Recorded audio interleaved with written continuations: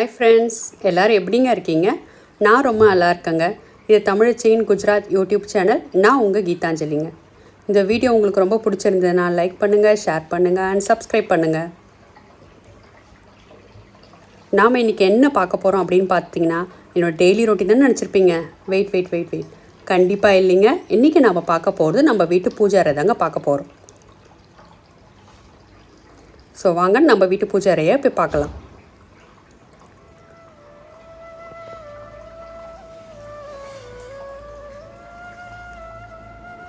இதுதாங்க நம்மளுடைய பூஜை அறையோடைய என்ட்ரன்ஸ். ஸோ இதில் எனக்கு பிடிச்ச இஷ்ட தெய்வங்க எல்லாம் ஒரே இடத்துல இங்கே வச்சுருக்கேங்க. இந்த பக்கம் பார்த்தீங்கன்னா முருகர் அண்ட் பிள்ளையார் நிறைய இருப்பாருங்க நம்ம வீட்டில். ஏன்னா கிரகப்பிரவேசத்துக்கு நிறைய பேர் பிள்ளையார் கிஃப்ட் கொடுத்துருந்தாங்க. ஸோ அது எல்லாமே அப்படியே வச்சுருக்கேங்க நான், அவங்க ஞாபகார்த்தமாக. அது மட்டும் இல்லாமல் என்னுடைய ஹஸ்பண்டுக்கு பிள்ளையார்னால் ரொம்ப ஸ்பெஷலு. ஸோ அதனால் நான் நிறைய பிள்ளையார் வச்சுருப்பேங்க. அப்புறம் மேலே பார்த்தீங்கன்னா ராமகிருஷ்ணர், விவேகானந்தர் அண்ட் சாரதாம்மாவோடு இருக்கிற ஒரு படம் இருக்குங்க. இது எங்கள் ஹஸ்பண்டுக்கு ரொம்ப ரொம்ப ரொம்ப ஸ்பெஷலுங்க. இவங்க எப்பயுமே எங்கள் கூடயே இருக்காங்க ரொம்ப வருஷமாக. இந்த ஃபோட்டோ ரொம்ப வருஷமாக எங்கள் கூட இருக்குங்க. இவங்க தான் எங்கள் ஹஸ்பண்டோடைய குருஜிங்க. அவர் இந்த இடத்துல இருக்காருன்னா அதுக்கு காரணம் அவங்களுடைய ஆசீர்வாதம் இல்லைன்னு வச்சுக்கோங்களேன், ஒன்றுமே கிடையாதுங்க. ஸோ அவங்களால தான் நாங்கள் இவ்வளோ எது பண்ணாலும் அவங்களுக்கு கேட்காம நாங்கள் பண்ண மாட்டோங்க. ஸோ ரைட் ஹேண்ட் சைட் பார்த்தீங்கன்னா உங்களுக்கு சரஸ்வதி அம்மாவும் அண்ட் பெருமாள் படமும் இருக்குங்க. கீழே அந்த பிள்ளையார் லக்ஷ்மி வித் சரஸ்வதியோடு இருக்க மாதிரி ஒரு பிக்சரு. அதுக்கப்புறம் பாபாஜி, அப்புறம் மூகாம்பிக்கைங்க.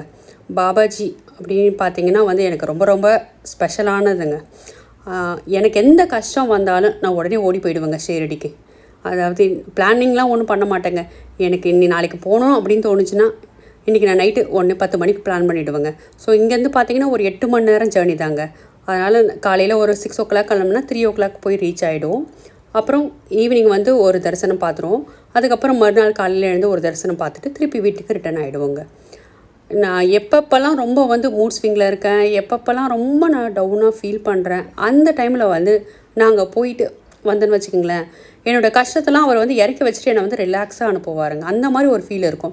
என்னுடைய ஃப்ரெண்டு தாங்க முதல்ல என்ன நாங்கள் கூட்டு போனாங்க. அதுக்கு முன்னாடியில் கேள்விப்பட்டிருக்கேன். ஆனால் அங்கே போகணுன்ற ஒரு இது இருக்காது பார்த்தீங்களா. அதாவது நம்மளை ஏதாவது ஒன்று தள்ளணும், நம்மளை கூட்டிகிட்டு வரணும்னு சொல்லுவாங்க பார்த்தீங்களா. அது என் ஃப்ரெண்டு மூலியமாக தாங்க. அவங்க கோயம்புத்தூரில் இருக்காங்க. அவங்க தான் எங்களை முதல்ல அந்த கோயிலுக்கு கூட்டிகிட்டு போனாங்க. அந்த கோயிலில் என்ட்ரானோடனே எனக்கே ஒரு இனம் புரியாத ஒரு இதுங்க, அப்படியே ஒரு அழுகையாக வந்துடுச்சு. அதுக்கப்புறம் நான் கண்டினியூஸாக நான் போக ஆரம்பித்து எனக்கும் அவருக்கும் ஒரு நல்ல ஒரு பாண்ட் மாதிரி ஆயிடுச்சுங்க. ஒரு நல்ல ஒரு பாசிட்டிவ் எனர்ஜி எனக்குள்ளே வந்துடுற மாதிரி ஒரு ஃபீல் ஆகுங்க.